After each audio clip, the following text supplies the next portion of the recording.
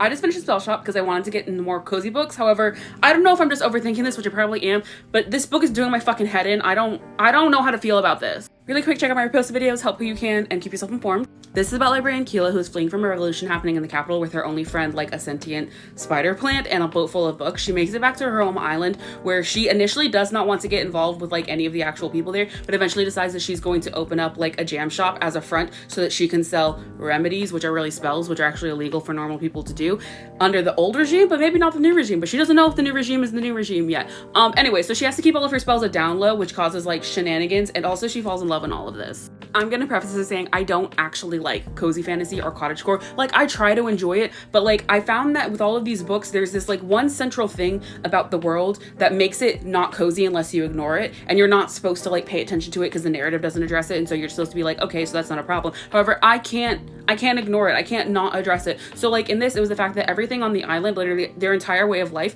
could not be done without magic, and that was bonkers. Like, they mentioned that there were like whole plants on the island that like couldn't use the soil because the soil wasn't the right kind, and so they had to like inject magic in the soil to make it so the plant could live. And then like even their like major source of like food, which was the fish on the island, couldn't be like fished out unless they had these magical creatures to like guide the fish into the nets. But the magical creatures could not get pregnant or reproduce or give birth without magic directly.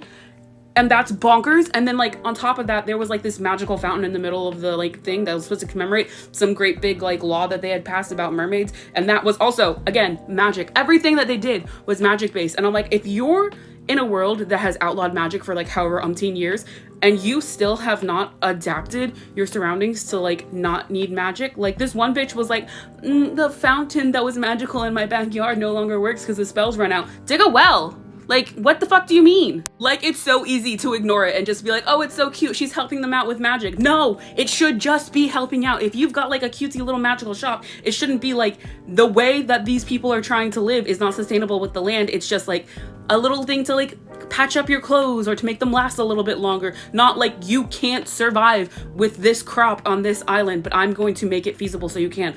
That's not cute. That's like colonizer like shit. Like, am I crazy for saying that? And I feel like I am, but also like I can't find it cozy that she's like, I am changing the surroundings and the way that this island works so that these people who have all just like migrated there can like live there happily. Like, it's bonkers for me. And like, especially with the mer horse things, like people are hurting these things. People are like, their livelihoods depend on these things, and they can't get pregnant without magical help. Like, what the fuck is that? Like, it's not like a cheetah situation where like the cheetah's just really anxious, but if you get them a buddy, like they're okay. No, like these things actively need a spell in order for like the egg inside them to like latch, and then a spell later on for the foal to come out okay. And I'm like, that's insane. That's not a way to like build your livelihood on, especially like if the magic is illegal and if people aren't coming to your island to do the magic thing. You should have changed by now. Like, I get it's really cute to have like a little herd full of like horse fish things, but like, oh my god, adapt. I'm also really confused about this bitch being a librarian because it says that she loves books and she reads books all the time, which is like, fine, whatever, you're a librarian, I'll let you have it.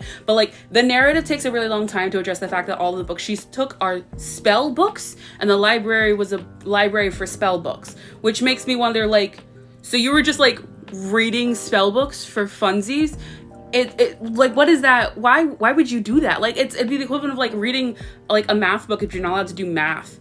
Or like, I didn't fucking get it, because you're not allowed to do the magic in the books, so why would you read the books? Unless those weren't the books she was reading other like normal books, but the ones she only took were spell books, which also I don't understand why you would do that.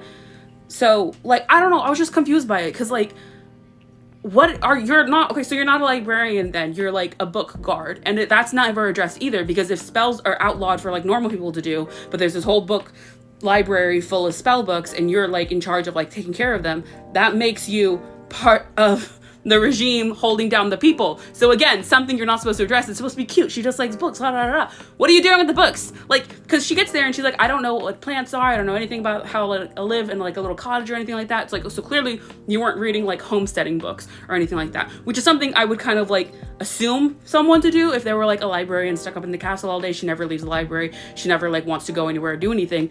So like, I would assume you'd read books about adventure, books about like how the land is outside of that, but she doesn't. So I don't get her. I don't understand her. I don't understand her motive as a librarian or anything. She's just like, I love knowledge you can't use, knowledge you've never been allowed to use, but you just collect it. And it's not like she was actually internalizing any of it, because whenever she starts trying to actively do spells, she's like, well, I don't know anything about spells, so I need to read all of this stuff. So what the fuck were you reading in the library? Like, I don't get it. I don't get it. The sentient spider plant was cute. I did like Kaz. I thought he was adorable. I liked Meep whenever they showed up.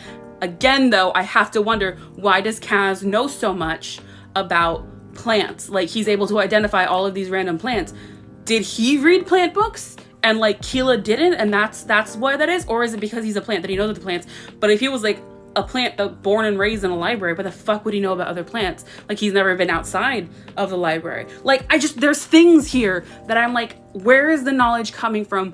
Where's the source of all of this? I need information, and the book doesn't want to give me information. And like, I can't just let that go. Your whole thing is about knowledge and books and stuff like that, but you're telling me things that don't make sense. Worse than all of that. Okay. Keela's blue. Keela's got blue skin. She's got blue hair. Whenever she's in sunlight, she gets like purple magenta freckles, which is like super cute. Love that character design. There's also like centaurs and like a bitch with 3 arms and some guy with like scales. I don't know if they're fish scales or otherwise. And then like another dude who's got 12-point antlers and wings that are leathery, what the fuck is that? Anyways, so like there's other magical creatures in this. So yeah, cool. There's a unicorn at one point. At one point another, the bitch says, I didn't know these things showed themselves to humans. Hold the fucking phone. What is a human? You guys are, wait, hold, the blue bitch is a human? And I was like, at first, maybe just the bitch who said that was a human. But then later on, the main character, Keela, is like accused of being the bitch who said that. And then this guy who knows the bitch who said that has to like look Keela like real close to determine if that's true, which wouldn't have had to happen if only Keela was blue. So the other bitch was blue too. So the humans are also all just blue? What the fuck does that mean? Why are they humans if they're blue? Why are humans involved in this? How dare you say the H word in a cozy magical fantasy that is this like entrenched with like magical creatures? What do you mean humans? What are they doing here? And that just like fucked me up, because I was already like on the edge of like this world building elements don't really make any sense. But now you're throwing humans in here? I swear to God, this book is doing my head in. I don't know what to do. I also don't like the romance. That's neither here nor there. I just was like, that's kind of lame. Like, he's just kind of like around in the background, and he like knew her when they were kids, but she didn't know him, so he feels like kind of stalkery, and he keeps showing up at her house and doing nice things, and she's like, I want my distance. Can I have some fucking boundaries here? And he's like, no, not really. And then she finds that endearing eventually, which I don't get. I don't understand. I didn't like their relationship, and I didn't want them to get together, but they did anyway, so I guess fuck me. Overall, I gave this a 3.5. It wasn't awful as much as I'm like bitching about it. Like, it was cute for the most part. I just don't think it worked as a world in any way, shape, or form. It was just nonsense. Nothing really made sense. Also got like really repetitive. Like, there were 2 parts where she was like, oh my god, I have to hide the books, I have to hide, da, da, da. And then there were like 2 storms, and they kind of happened like back to back, both of these instances, and I was like, okay, I'm bored. Why are we doing the same thing over and over again? Like you didn't really know what you're doing with your plot. And oh my god, it got so long towards the end. I was like, we're still in this? This is still going on? Please just let me fucking rest. And I don't love that it ended on like the foals being born after doing another magic spell, because again, it just hammers in the point that these creatures should not be surviving, because all they can do is exist on magic, and that's weird. Like, why are we helping that along? Why are we building our entire like food chain off of these creatures that we don't have them? Oh my god, I can't. Read this book if you can shut off your brain, okay? I bet you'd love it if you just like cozy fantasy and you don't look any deeper into that. That's not a bad thing. Sometimes that's the best place to be, because this fucked me up mentally. What is this? Read it though if you like cozy. Like, you can be cozy. I can't be cozy.